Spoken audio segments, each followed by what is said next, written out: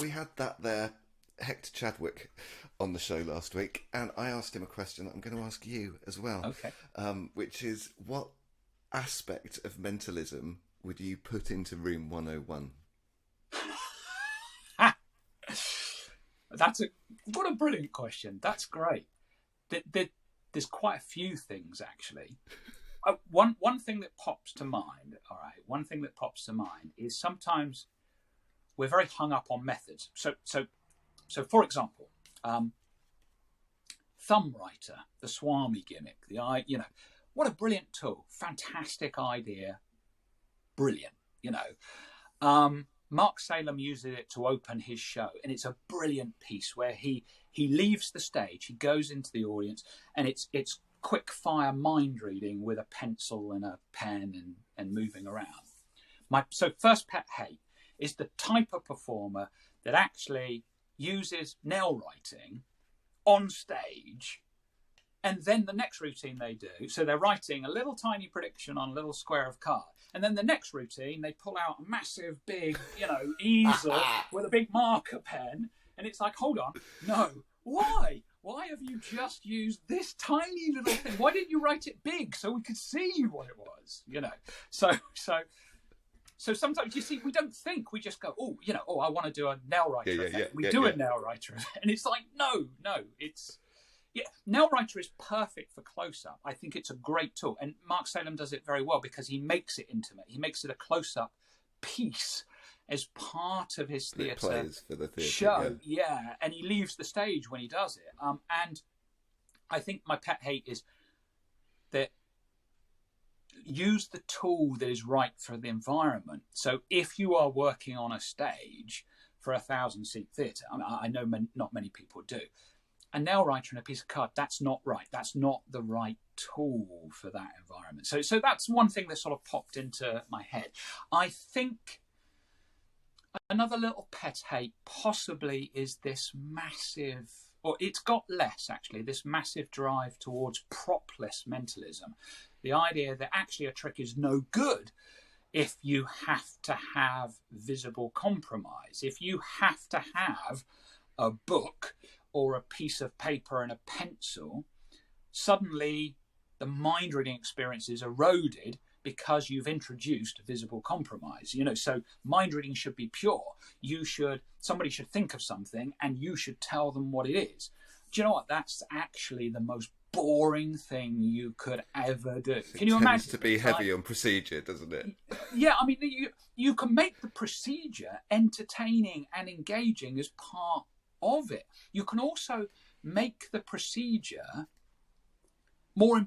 It makes the effect more impossible. I'll give you an example to sort of illustrate this. So you're doing a word test, and you're going to use a book to have the word selected. Now, maybe somebody who's into their propless mentalism will say, well, no, you should just think of a word and I should divine it. And there are various possible methods for doing that, from psychological forces to progressive anagrams of some sort or whatever. So you do that. Now, the first thing is, some of the propless methods, they're a little bit convoluted. So you lose clarity of plot. Mm-hmm. The second thing is, let's say we have a propless method that's really clean.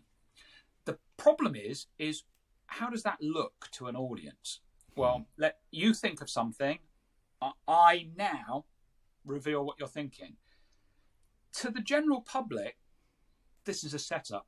This is something that happened before that. And the reality is it probably is. There might have been some sort of pre-show work. They don't know the details, but just on a simple, logical approach to solving the problem, there is a setup here. This guy's a stooge. Something's going on I don't know about. Right. On the other hand, let's look at a book test. So let's say we've got Mother of All book tests, which is a very clean book test, very clever method. I'm sure Vanishing Inc. sell it, probably. I'm sure they did it. What I say, it's quite an old trick now. But here's the beauty of this: you can hand someone a book. Okay, and I'm traveling a lot, so I say, I've grabbed some books from the library off the ship. Here are some books. Pick one of them. They're picking mother of all books at this point, and I say, okay, open it up to any page you like. That's a random place. You might think maybe somebody's opened that book a lot of times at that page, so you can flick on a few pages or back a few pages. And now, happy with that page? Great. Now, have a look around the page and choose a single word. To make it difficult, choose a long word, something a bit challenging. Don't choose a word like and or the. Have you got a word in mind? Something a bit trickier, longer word. Great, fantastic. Close the book up. Now, what you've done there, you've gone through the procedure, but the procedure has heightened the effect of what you're trying to achieve. You see, that procedure is incredibly fair, and the audience has seen that fairness. So now when you reveal the word the person's thinking of, the effect is actually much more ramped up. So although we've gone through procedure and we've definitely introduced visible compromise, I feel it's a better effect. I feel the impact on an audience is better, and I know it is, because that's my experience of doing it.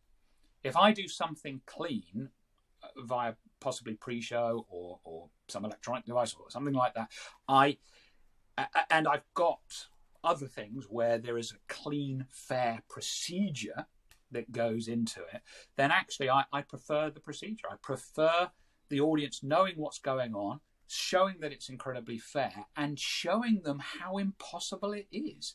You're taking them on a journey. And another great example, I watched on there's a clip on the internet of Robert Harbin doing the zigzag in like 1967 on the Palladium stage. This was just after the illusion was created. It's a genius piece, because a modern illusionist performs it with rock music going on in the background and spinning the box and jumping around and all this. Harbin didn't do any of that. Harbin performed it as a patter piece. It was about 12 minutes long. And he gets up, someone from the audience, they examine the box, his assistant gets in the box, the person from the audience helps Harbin put the blades through the box. They help him push out the middle of the girl. They check her face is still real. They check that her tummy is still real. Her hands, her feet. They shake hands between the space, in the space where it is, proving there's no mirrors. Everything Harbin does is disproving something that someone in the audience is thinking. Yeah. So by the end, you have this utter miracle that there's no explanation for. And it's brilliant.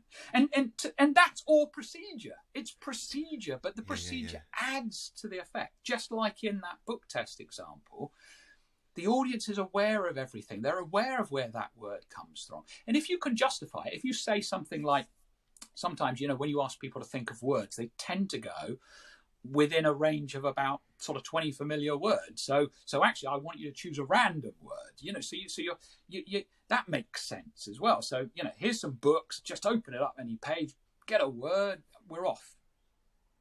So this idea of propless mentalism, I think, is going from a false perspective. I think this idea that propless is purer, but not necessarily better. I don't.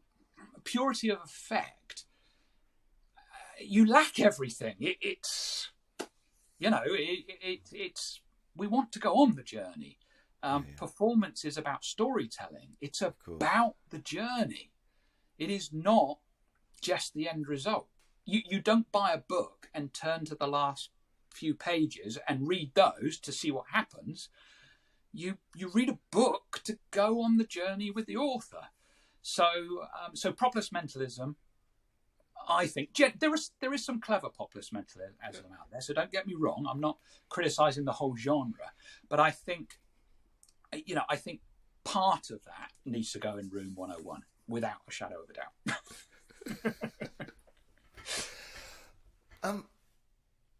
COVID obviously hit all performers incredibly hard, and I understand that you mainly work cruise ships. How have you had to adapt your set and material during the pandemic? Well, that a great question, and this was something within. You see, so the pandemic hits in March. I mean, I was due to be on a cruise ship literally the weekend the American borders closed, and I got a phone call on Saturday to say, I was going out to New York to get a cruise ship that was coming back to Southampton, and it got cancelled on Saturday, and I was meant to be flying on Monday. And on Monday, they closed the American borders. So it was all very instant. And literally within a month of that, there were already memos going around saying that when cruise ships start up again, and there was a thought that it was going to be in a couple of months' time, that we would all have to be socially distant. In other words, I've made a reputation in the cruise industry. It's a very audience interactive show. It is. I'm a mind reader. I'm booked as a mind reader. It's a mind reading show. I use people during my show. So the memo comes around saying, it's going to have to be socially distant. And it's a bit vague what that means. So over the course of the next month, it crystallizes into what is and isn't allowed. And it basically became no one can come up on stage. You cannot go into the audience. There must be no transfer of any materials between you and an audience member. In other words, you can't hand them a piece of paper and a pencil. Uh-huh. You can't borrow a banknote from them. There is no physical interaction with the audience. One of the things that was a stumbling block for me was I because these are big theatres, I said, well, I still need to be able to hear them. So if somebody speaks a response, can we get a microphone to them? And the simple answer was no, because we would have to sanitize. That microphone would have to be sanitized between people, and that's just going to slow everything down. So the reality was there is no physical interaction between you and an audience. Now, initially, I probably put my head in the sand and thought, God, I hope that doesn't happen. Let's see how it pans out. Right. And then Danny Archer wanted me to do Mindvention, and I'd already been booked to be in Mindvention in November, and he decided to put everything online instead of doing it. He sort of moved it earlier in the year and put it online. And or was it slightly later in the year? But wherever it was, he decided to do it online, and he wanted me to still do a lecture. And I'm like, oh, well, what can I do? And I decided to force myself to take a bit of action, to put a lecture together of material that doesn't require people to come up on stage. And so that was quite an interesting sort of challenge to do. And the lecture went very well, and there were some really good things in it. There were a couple of things that I didn't end up using or anything like that, but maybe they were interesting ideas. What was interesting, it was very popular lecture with the people watching. And it gave me actually a little core of material. And I thought, well, actually, that's quite nice as well. So maybe I can sort of develop on that. And I'm so pleased that I did, because over the next few months, I sort of put an act together and then thought, well, I'm going to need 2 45-minute spots. So I put another act together. And then in October last year, about a month before October, I got a notification that the cruises were starting up again, and in October that was going to be my first cruise, and I've got 2 brand new 45-minute shows that I've never done. I've never performed them ever in my life, so I booked a rehearsal space. There's a village hall up the road, and I booked it for day-long sessions where I could get in there with my props and set everything up, and and there's a lot of sort of display stands and things, because I've got to display stuff. Like, for example, I would do a chair prediction where I'd have people holding envelopes, but I can't have people on stage. So I've got to have a stand that displays that envelope. It's that type of thing. Anyway, so I blocked it all through, rehearsed it, and then in October, both feet in, 2 brand new shows, and that's what I've actually been doing. And the cruise industry is still like that at the moment. just before this last cruise, there was a slight relaxation, which was you can now bring people up on stage, but you can have no physical interaction with them. You can't hand them anything. So actually, that's still the same to me. It hasn't changed anything. Yes, you can bring someone closer to you, and it's nice to get a reaction, I guess, that the other people can see. You can do that. You can have, exactly. So the rest of the audience is seeing this person react. So that's how it is at the moment. So we're doing this now in March, and that's how it is. But I see it relaxing as we get further. But it was an interesting challenge to put it all together. And I know a lot of my friends haven't had to have this challenge because they're doing close-up. And in this country, close-up seems to be back to normal. It seems to be okay. And I'm glad it is, But yeah, the cruise ship industry, I think, is a little more resistant, and it's more to do with insurance purposes. Yes. They're more worried litigious about Americans. Yeah, I mean, it's this. Look, well, we did this, and this, so you can't sue us for getting COVID on board. Yeah. But anyway. Now, probably most people listening over a certain age will either remember or have seen the famous Parkinson Christmas Eve, New Year's Eve, I forget which, from many years ago, where amongst other things you perform an incredibly clean any card at any number. Can you talk about that? Why did you choose to do something with such inherent risk, and how did it feel as you were doing it, and what was the reaction like afterwards? Okay, first of all, what I chose to do was material that I had been doing for years and years and years.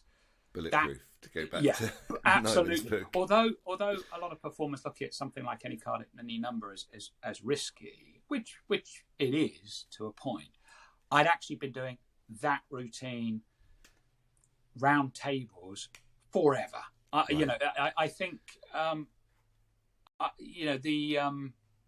the Parkinson thing, I think, was 2001, and at this point I'd already been doing close-up professionally full time for about 10 years, or just under 10 years. So, and as I said, it was a busy period of time, and I've always loved jazz card magic, and it comes from seeing David Berglas. He probably kindled that fascination. Yeah. I love jazz card magic. I'm completely comfortable with jazz card magic. I don't feel it's risky, and in fact, I know we'll talk about the Masterclass, but in the Masterclass there is a routine that I teach, which is, I used to do all the time back in the 90s, and it is 3 utterly impossible card revelations. I mean, it's utterly impossible and incredibly clean. It was basically designed to mimic what David Berglas was doing, but without the 50 years of experience. It was, and I talk all about the history. It's actually based on a very old a card trick called Nemo card, which is actually in the Encyclopedia of Card Tricks, but it was written up. It's by R.W. Hull, and Nemo card is actually a deck of cards that is 52 outs. It is this idea that whatever card is named, you have an out. Now, what I talk about on the Masterclass is some of those outs were appalling. They were horrible. And because it's just too many. It's really hard, and obviously then it becomes a memory exercise as to sort of So actually, I've streamlined it, and this was something I used to do all the time. So what happens is it becomes there are 2 impossible card reveals followed by an any card at any number. That's what the 3 reveals are, and so that's my background.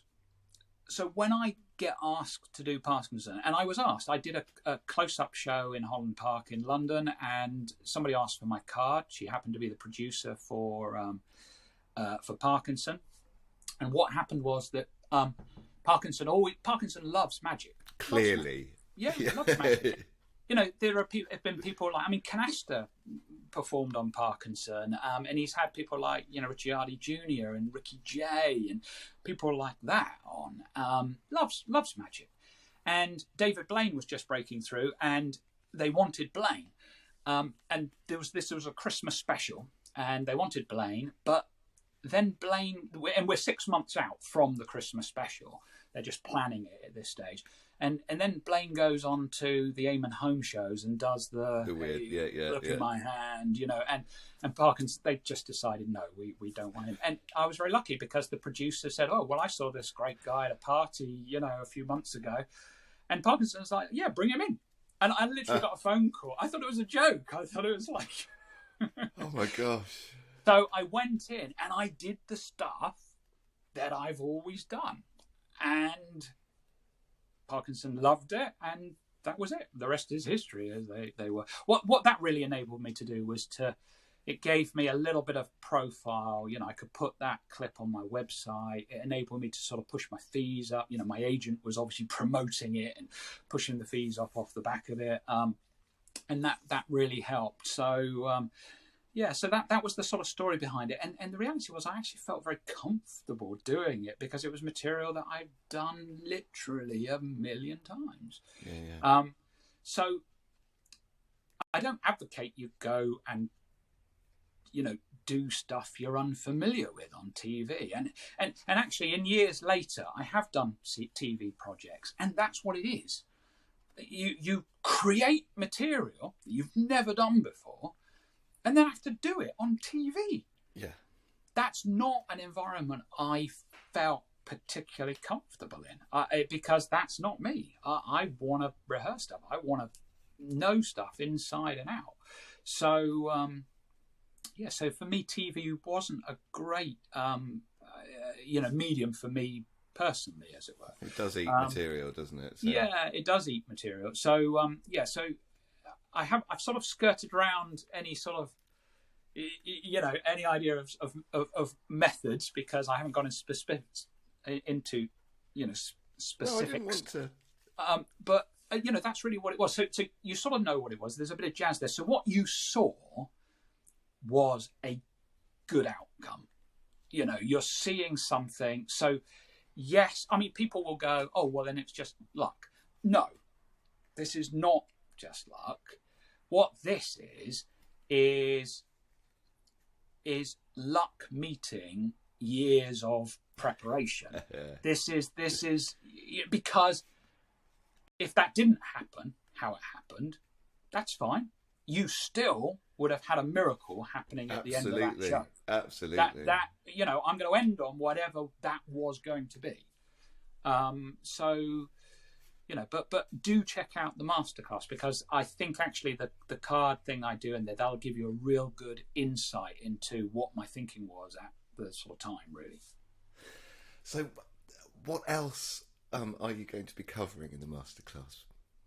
So I start with another great passion of mine. We've already sort of touched on it, and that's billet work. I mean, I just think, there's this sort of cliched phrases. Bob Cassidy says that billets are the cornerstone of mentalism, and Anaman says that, for every hour you spend rehearsing billet work, you'll be paid back in years of entertaining fantastic mentalism. And it's like, and those are true. That is absolutely true.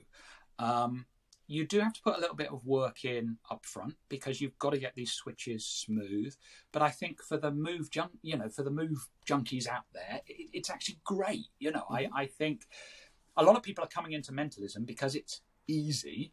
And actually, some of these sleights are not necessarily straightforward. They're not difficult either, but you've got to sit down and put the work in. You need to get a switch smooth. It can't be, you can't be given away that you've switched the billet. So I have a billet routine in there. We can add an extra 101. I've just thought. Okay. 101. Yeah, no, very important 101. It has to go into room 101. Okay. And that is the hokey one ahead principle. Okay. Because I'm sorry, you can't have something right. I'm going to read your mind. Okay, I've read your mind and I've revealed this amazing information about you. And let me just open this up and just check. Oh, yes, I'm right. Yes, that's good. Look, there are some fantastic routines out there that do exactly that. And I am poking a little bit of fun at it. Sure. We're better than that. I'm sorry, this was a method from the 1920s. Come on, guys, come on.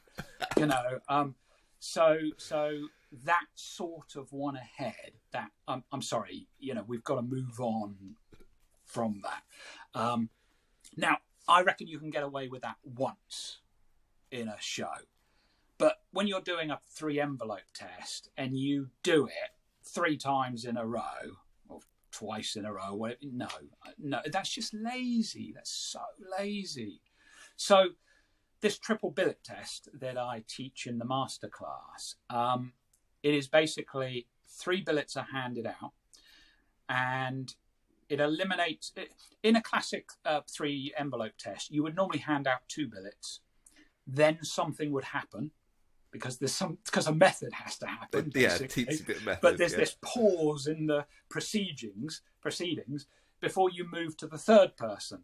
And for modern mentalism, no, that's no good. We when I hand the billets out, get the information written down, get them back. We need to smooth that. So my triple billet test is they all get handed out. Everybody writes on something all at the same time. They're all collected up, and we're into the routine. It's very straightforward and very clean. And those 3 billets sit on a table, and at no point ever is any of those billets opened up. Those billets are not. You do not have what I've just described, which is the let me just check. Oh yeah, that's right. It's no. What happens is one of them gets picked up, and I sense it. I don't look at it. I hold it at arm's length. I just sense it, and I sense who it belongs to, and I immediately hand it to them. Okay, I hand it to them.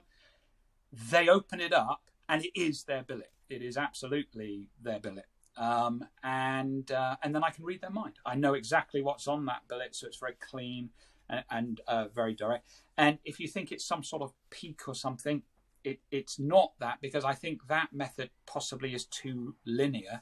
I'm holding this billet, but my head would be away. Mm-hmm. I at no point do I in any way look at that billet. I literally pick it up, I sense it, and I immediately hand it to the correct person, but I know what they're thinking at that point. So what's sort of interesting is I don't want to give away too much, but it actually is one ahead. It is one ahead, but it's not an overt one ahead. It is a hidden, totally concealed one ahead, which makes it utterly deceptive, because the effect is 3 billets go out, 3 on the table. You sense each one, they're handed back to the correct person. You know what everybody's thinking. It's that clean. So we talk about that. And then also I do a... one of the weeks is entirely on Q&A. And right, yeah. I love Q&A. I mean, this is another... I fell in love with it. It again is everyone talks about, once you've done Q&A, no other effect is like it. It's the creme de la creme of mentalism. Mm. And again, that's all true, because you stand on stage and you tell people about themselves. And that's what a mind reader should be. It absolutely fits that image I had in my head of standing on stage.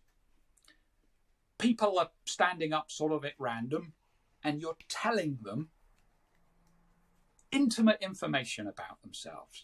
When they were born, what their star sign is, what their pet's name was when they were a kid, their car registration number, their phone number, their national insurance number if you wanted to, but which I did in the early days, and I don't do that so much now because the whole identity theft thing, Sure, a bit trickier. But all of this sort of stuff. And now, there are some problems with Q&A. the problem is the methods are always quite straightforward and linear. They are quite, they're well known and they're out there and it's fine. And the problem is how you do it. When I say how you do it, not how you do it from a method point of view, how you present it. Sure. Because this is purely you. This is about you standing on stage, revealing information. You are exposed. You have to be a strong personality. And the problem with a lot of Q&A is this part isn't addressed at all. It's just, let's say it's like a billet Q&A. You're picking up a billet and you sense it and you reveal the information and you dump that and it's correct and you reveal another one. And it's quite repetitive is one thing. And the other thing is it has no structure. It has no climax. Upward arc. Yeah, it's not elevating or becoming more impossible or becoming more amazing or anything like that either. It doesn't have any texture in it. I mean, you don't even have to do this. You could go like this. Right. Where you've got variety, light and shade going on. What happens is it does that, or actually, it probably does that. To be honest, it just sort of So, what I'm teaching is something I've done for. What is it now? It's over 20 years. And this was the close of my show for many, many years. And this is a blindfold Q&A routine. And, method-wise, I'll go through all the methods and the details of the methods. And, if you're an experienced mentalist, you'll know the methods. I've not come up with some revolutionary way of doing Q&A. Sure. But what I have come up with is a rock solid structure to the Q&A that you don't deviate from. This is not where you're sent out there and you have no idea what's going to happen, which is a lot of what Q&A is. This is a structure. Now, you can still go off and jazz along a certain line or riff along this line, but you've got a framework that is rock solid that you can return to at any time. And that structure has variety, it has elements of interesting, and it has a climax.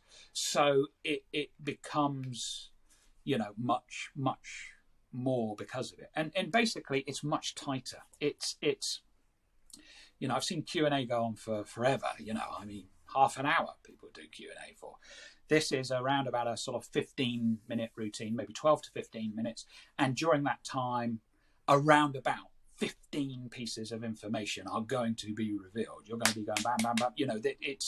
So in other words, this is like, this came from watching comedians. There are comedians out there that have a strategy. They want a laugh every 30 seconds. Yep. And for me, this was the same sort of goal. I wanted... the reveals don't happen one a minute. Don't think it's like that. But I'll be standing there, and I will. We found someone in the audience that I'm in tune with, and I'll be going. I'll tell. I'm getting their initials, possibly off of a billet or something, and then I'm revealing their name, their first name, and then I'm revealing their surname, and then I'm revealing the month they were born in, and then the day in the month they were born in, and then the year and how old they are, and I'll reveal what what car they drive, what their favorite holiday destination is, or whatever theme we're going along. So actually it's like bam, bam, bam, bam. It's impactful, it's direct, so the structure of it, the way it slots together, and it's practical as well. I mean, it's just a practical system that packs down virtually flat, that you can put in a small suitcase, a small briefcase, and off you go. So you have a system for it. So that I'm very proud of it. I've never released it before. It is. I've talked about it to close friends. People like Michael Webber and Luke Jamay. But this is something I never really performed at magic conventions either. How exciting! Because it's sort of. magicians wouldn't be interested in it anyway. It's not. It is about the structure and the making Q&A theatrical. And getting the most out of it in a way that I was comfortable with as well. And just so you know, it is an audience. It's a blend of audience reading and question answering. So there was this sort of thought that you either answer questions. So the question is, when am I going to die? Okay, you've now got to answer that, right? Okay, fine. But that's all a bit, what am I going to do with that? Mm-hmm. And then the other way is obviously the classic Dunninger-Kreskin approach, which is the revealing of information about people. So the audience reading idea. And I do both. So there's a bit of question answering in there, which is great because we can go a little deeper, but we've got lightness as well. And you've got options because if you get a question that you're uncomfortable with, you don't have to answer it. Right. You can reveal information about the person instead. And I will even say that in the show. I will say things like, you're asking a question, it's really personal. That's true, isn't it? And I get them.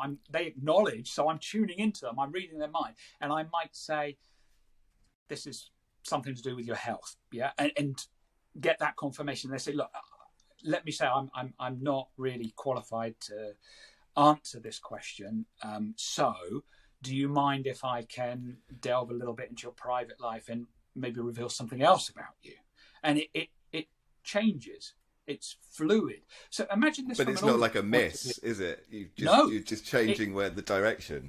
And this feels to an audience like so I'm reading this person's mind.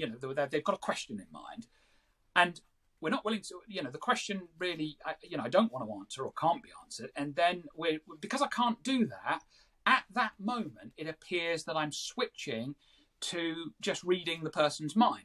And I might tell them, for example, that their father's name was Fred or something like that. I might reveal. So it feels like fluid mind reading. It feels like I can go off in any direction about anything and tell you what you're thinking.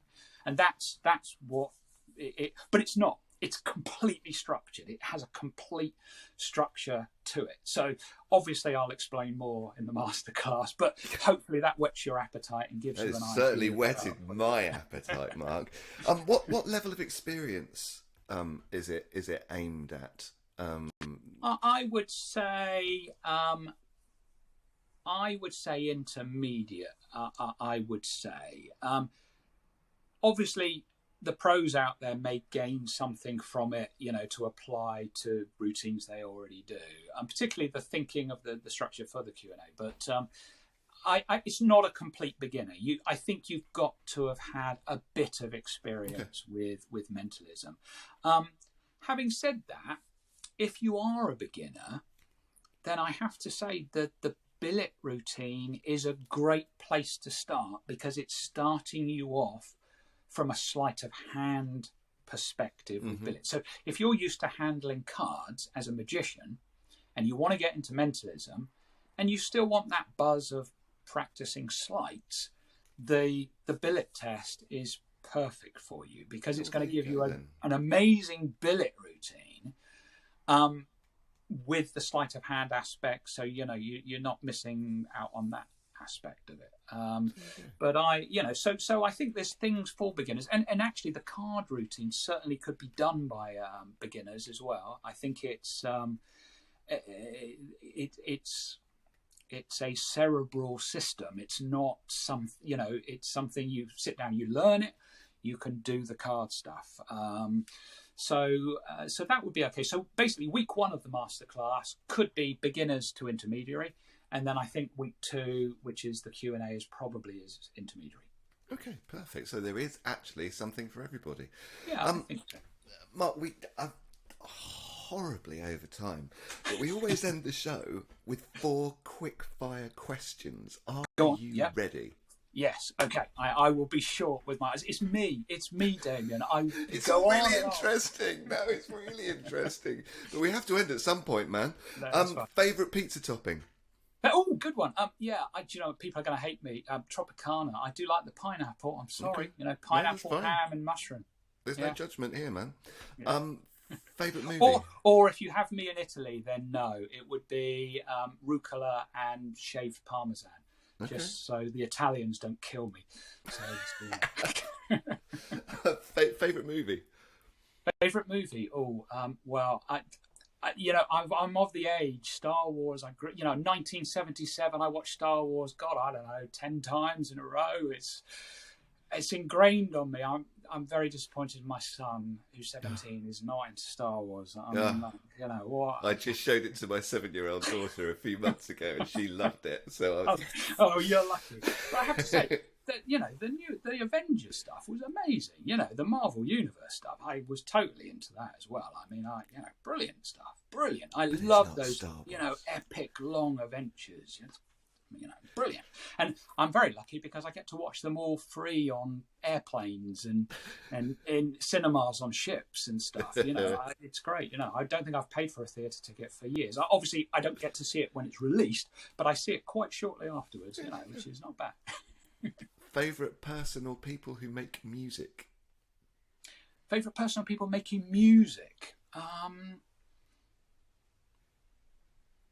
Well, again, I'm sort of have to go back. I'm sorry, I'm old. I mean, Led Zeppelin, Stairway to Heaven. I remember laying on my bedroom floor, listening to that like over and over and over again. And if it ever comes on the radio, I'm transformed back to that moment, and this is not a 3-minute track. This is something that goes on for about 14 minutes, and it's amazing. And then, the other one is Pink Floyd's The Wall. Same thing. It's like, I'm just transformed. If I hear that, I'm like 16 again. Yeah. So, yeah. And finally, who would you rather fight? One massive Andy or 100 tiny Joshuas? Ooh, there's a good one. I think I would fight one massive Andy. I think. But I don't know why. I think there's this worrying thought of little tiny Joshuas climbing up my legs and me trying to swipe them off, and they're still climbing up.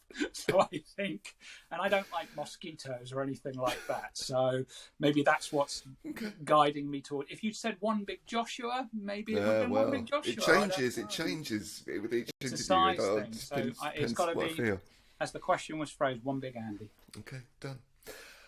Marc Paul, thank you so much for giving us your time, and I very much look forward to learning from the Masterclass next month. Thank you very much, Damien. Thank you for having me on.